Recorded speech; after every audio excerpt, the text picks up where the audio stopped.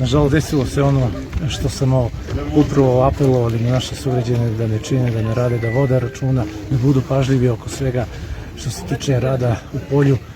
Ne možemo da kažemo šta je tačno uzrok, ali jutro se desio veliki požar koji je krenuo iz Suvodolskog polja i potom se proširio prema selu Mečkovac, Balinovac.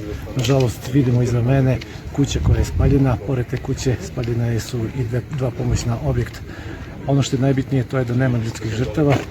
U ovom trenutku ovaj požar je lokalizovan i on je bukvalno preusmeren u više delove, ali se nalazi da bi se na taj način odmakao od naseljenog područja, ali na ovaj način vatrogasci uspevaju da kontrolišu taj plamen. Ono što je najavljeno to je da sutradan dolazi helikopterska jedinica koja će da gasi požar, ali isto tako ono što je vrlo bitno da se zna to je da na teritoriji Pčinjskog upravnog okruga imamo zaista mnogo požara koji sada su pod kontrolom, u stvari sada gase preko 150 vatrogasaca sa meštanima i sa svim mogućim ljudima iz javnih komunalnih preduzeća.